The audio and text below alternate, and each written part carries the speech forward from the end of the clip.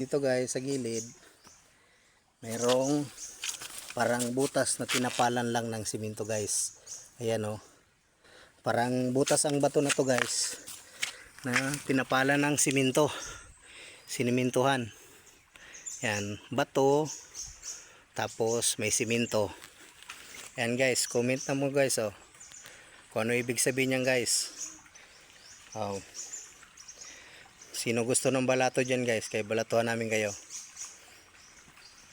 Comment lang guys, padalang address. Sigurado na to guys. Pangkape, sinong gusto pangkape dyan guys ha. Eto na.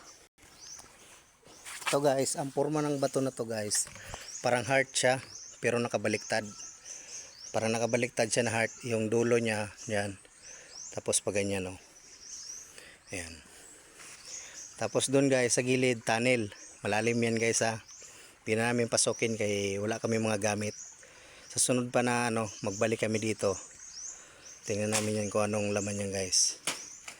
Yan. Tapos ito guys, bundok yan guys, taas. Yan.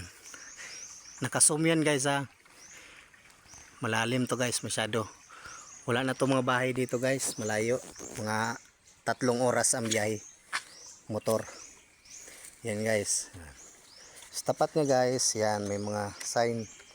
To, may dalawang mata nakatingin dito guys Yung dalawang mata na yan, ito mata, ilong, bibig. Ang tinitingnan niya guys, ito. Yan. Diyan siya nakatingin guys. Tapos dito may arrow sign. Turo, diyan pa rin yan guys.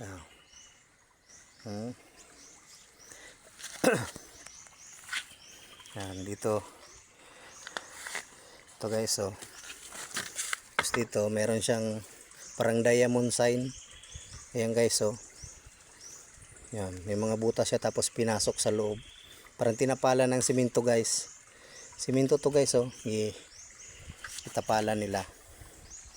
Yan, tapos dito guys parang dalawang bibig. Tapos ito may marking sign. Ang turo yun pa rin. Ayan Tapos nakaana yan siya guys yan. Doon yun siya guys nakatutok. Ito guys, ibig sabihin nito guys nagbigay siya ng another sign. Mountain to guys, parang letter M. Yan, sa Japanese treasure sign, mountain yan siya. Nagaturo pa siya ng ibang direksyon. Malamang dito yan guys sa tunnel. Yan.